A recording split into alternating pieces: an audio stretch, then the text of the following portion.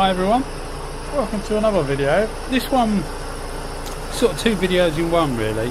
It's the first time of me using the DV1, the DV1 Clear gun that I've recently got. Although this is actually in 1.2 rather than 1.3. I've got a 1.3, but I bought an extra tip for it. Needle's the same, so I bought an extra tip for it. So we're going to look at that, and we're also, the original idea of the video was to compare clear coats. One of these clear coats is twice the price of the other, so I wanted to see how they compared really. I've used both of them individually, but you know, you don't normally use them like this at the same time to see next to each other to see which one comes out better.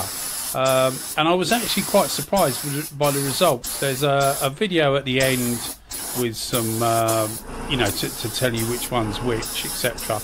But let me start off by going through with the gun, because I'm sure a lot of people will look at this video because it's mentioned DV1. So we're going to the DV1. Now, as I say, I only recently got this. This is the first proper use of it. I've done like a couple of pattern tests on it to see what it was like. It's the first time proper use of it, and I wasn't sure what to expect because I'd seen quite a lot of stuff on social media, you know, various painters group and that I'm a member of. I'd seen quite a lot of stuff on there, and it's very mixed reviews. Some people love it, some people hate it. I think I've said before on this channel, we have in the UK, we have what they call Marmite, which is similar to Vegemite, which they have in Australia. But it's sort of like a love it or hate it. People either love it, which I do, or they hate it. And I think that's the same with this gun, because a lot of people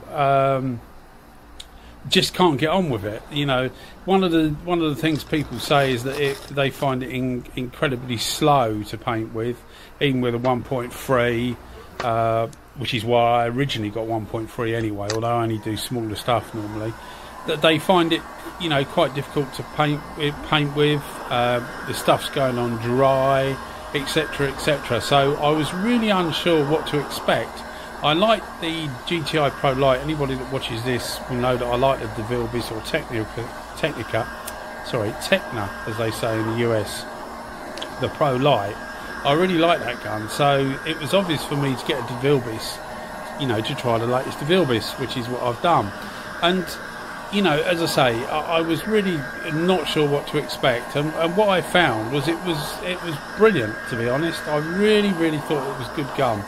As I say, the first proper time of using it, so I wasn't sure what to do. I put it on full fluid, which is 2 turns out, if I'm right. Yeah, 2 turns out. Once you go over 2 turns, it's no more. The needle's not going back any further. So full fluid, full fan. I thought I'd try it like that and go from there. Now bear in mind, we're just comparing clear coats, so I'm not trying to mimic any finish that you would find, you know, on well, normally Japanese stuff I do, you know, Japanese bike or whatever. You're not trying to mimic that. I'm just trying to get it on within reason, as smooth as possible, and to try out the clear coats at the same time. And you know, I found the gun really easy to use. You can see how easy the stuff goes on. It's demolishing this tank really quickly. Lovely fan. The only thing I'd say is there's quite a bit of overspray with it, which you don't tend to get with the Pro Light. I mean, the bigger guns you get more than the mini guns anyway, but you don't tend to get loads with the Pro Light. So there was a little bit more of overspray. So I will put it again, a video against the Pro Light, just to see what the finishes are like. But to be fair, I was really happy with this. It was effortless.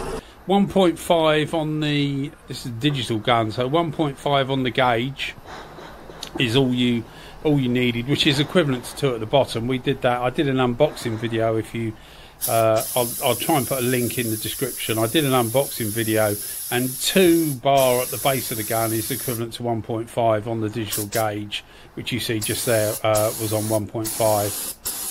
And I thought that'd be a good place to start off with. Maybe need to go up a little, down a little, but it's, to be fair, it's absolutely perfect at that. So if you're getting one of these to play with, my suggestions would be full fluid, full fan, 2 bar at the base, 1.5 at the digital gauge if you've got one with digital gauge, and it's happy days. I mean, it was effortless for the first time using a gun.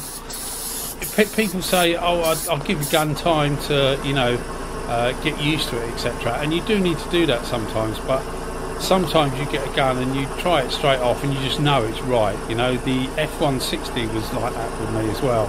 You sort of like pick it up and it just feels right. It just does what it's supposed to do. So yeah, really good gun. So going on to the clear coat, I know it's not a very long video, so I'm trying to fit in as much as I can. Going on to the clear coat, there's two clear coats here. One retails about 65 quid, that's GBP pounds, which is about 85 US dollars, and one for about 100 pounds, which is about 140 US dollars. So it's just under twice the price. Now I've used both. It's a Upol 2080 is the cheaper one, and Meyer 0300 is the dearer one, both with the same fast hardener in it.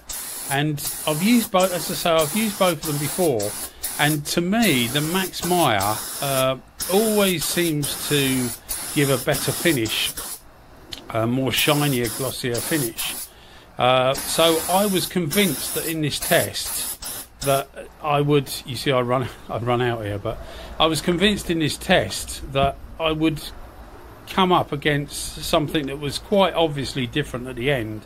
And if you see the video at the end, I haven't come up with something that's quite obviously different at the end. The results look the same, virtually the same. If not, the cheaper one actually looks slightly better, I think, if you're looking for shine wise, but it's very close. You probably wouldn't notice it, but certainly not, it didn't come out anything like I thought it was going to come out. But one thing I will say, that the more you pay for a clear coat, and neither of these would be classed as good quality expensive clear coats, the more you pay for a clear coat, the easier it is to use. Now I'm used to the Upol because I've used it for years on motorcycle stuff, and it's been absolutely fine. So I think I'm used to knowing what to do with it and how to use it, which makes a difference. But I think if you're new to this, which, as I say, this channel probably is, more people are probably in that boat. If you're new to this, I would think that you would be better off with a more expensive clear coat because it's just easier to apply. But yeah, I mean, you can see the results here. You got the I can't remember which way around it was. I put it on there just now. You got the cheaper clear there. I mean, really good quality finish. I mean, that's down to the gun as well. As I say, it was a superb gun. This is more expensive clear in the photos. So I was quite surprised. And also with clear coat, you think it dies back, but this is 7 days later. I left them 7 days, and the budget clear is on the right, expensive on the, or more expensive on the left, and I couldn't tell any difference at all. I don't know whether you can, but all I can say is it's easier to use more expensive clear, but it doesn't appear that it's much different as far as the shine and that goes. We'll have a go at some more expensive stuff at another time, but I thought I'd do this anyway, and it gives me a chance to flick through the DV1. Well, I hope you enjoyed the video. Thanks to all the subscribers, by the way, and, you know, liking the videos and that. It all helps. Thanks very much. Cheers, guys. Bye-bye.